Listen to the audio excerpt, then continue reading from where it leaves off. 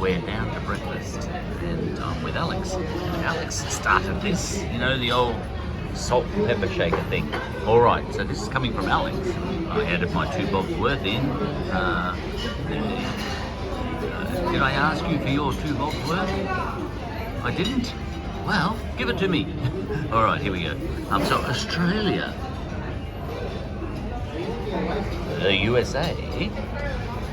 Alex and I were chatting about the tariffs this morning. America's just, it's just so random, unpredictable, untrustworthy. America just pulled all the tariffs down again, and smashed only China overnight. Said, I'll go easy on the rest of the world, but I only want to smash China. And it's Mongolia, just to keep it interesting. All right then. So Australia, America, China, Mongolia. Mongolia used to be great. Russia's still great. I think the Western world is offering Russia the Mongolian deal, as I would call it. Either become like us, become totally European. Look, Russia's kind of European, but just be another America. Be an American vassal and a European vassal, or be like Mongolia, which used to be great, and just become a regional sort of backwater like Mongolia. But hey, China. China used to be really poor, even when I was young. I'm 62, and when I was young, China was a poor person. Eat your meat, because kids in China have got none. That sort of thing, not anymore. All right, so China's rich now, and Nixon in China. There's an opera about that, but it was American policy at one stage, and it still is. I think, oh God, all the policies are out the window now with Donald Trump. It was American policy for a long time. You know how out of World War II, America propped up Germany and propped up Japan, and then that became good for the world. America had this attitude of throw money at those countries. It's not a matter of fairness or unfairness. Just throw money at them as much as you can, because you know what happened after World War One? We didn't. We punished Germany, and look what happened, Hitler. So after World War II, we learned our lesson, I think, the Western world, and we said, hang on, let's do the exact opposite. And let's throw money at Germany and throw money at Japan. They were the bad guys in World War II. And it might work out all right for everyone. We'll have free trade all over the joint, and the whole world will be a better place, But Donald Trump, well, now, Nixon, I think he thought, what we did with Germany and Japan, we need to kind of do with China as well. Nixon and Kissinger, and they encouraged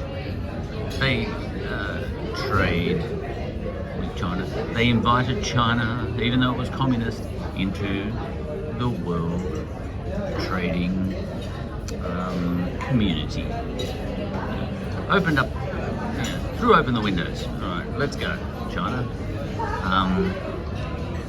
And China did very well out of that. Now, all the politics aside, all the who wants to be great aside, America's obsession with being great. Hey, they're not the only ones. Rome had an obsession with being great. So did Germany, so did Hitler, But, that competition aside, if you only thought about all the people who were lifted out of poverty in China, politics aside, would you go back in time and undo what Nixon was doing way back then in inviting China, communist as it is, into the world community trade-wise? Would you undo that? If you could press a button or click your fingers, would you press the button or click your fingers and throw China back to where it was I think if you ask Donald Trump that right now, I would say he'd say yes. Now, personally, I wouldn't click my fingers. I like, forget all the politics. I like the way that 1 billion people were lifted out of poverty.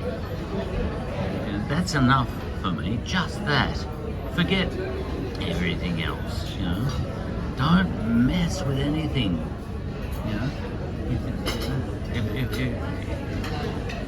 If you're the richest country in the world, give a lot of it away. That was the lesson out of World War One. Give a lot of it away. Don't call it unfair. Call it smart. Give it away. If you're the richest country in the world, look, you've probably designed the world order anyway, and you've probably, as a result of that, become the richest country in the world, and you probably, as a result of that, if you're really dug into the economics a little bit deeper, you've probably ripped off every other country in the world anyway. Look, you're the richest country in the world anyway, aren't you? So that's your clue that you probably haven't been getting ripped off. All right, but the lesson out of World War II was if China's getting an unfair deal out of you. Look, it's not an unfair deal, it's a smart deal for you and for China. Look, I'm glad 1 billion people got lifted out of poverty in China. Donald Trump, I think he's quite happy for them to be thrown back into poverty. If that's how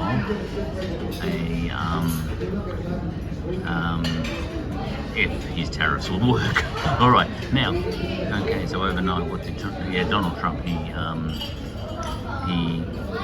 gave everyone a little bit of a break in the whole wide world except China, but he's just smashing China. All right, now now we come to Alex. Hello, Mongolia. You used to be important. Now, all right, we've got China. Now Alex cut in with this and he said, well, here's Reed. Look, he's 13, but he's really smart.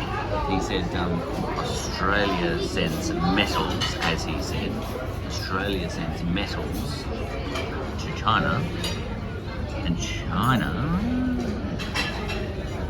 makes iPhones out of them and sells them to America.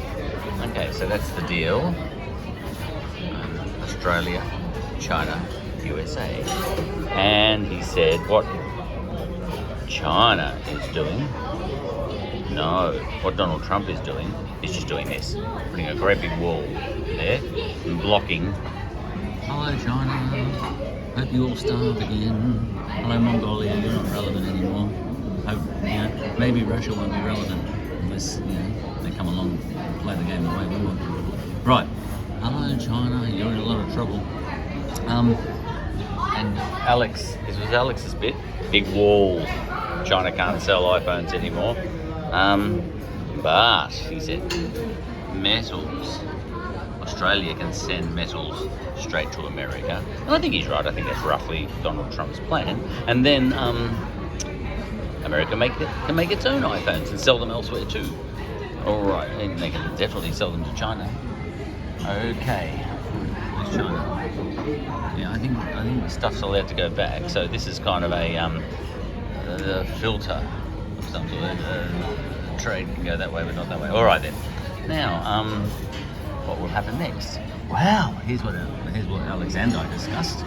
China might not want to starve again, so they might grab, because they've actually got some weapons these days. Hello, there's a weapon, and they might go dong dong dong dong dong dong dong dong dong dong dong, and go and bang bang bang, and smash Australia and invade it, and just take the metals back to China,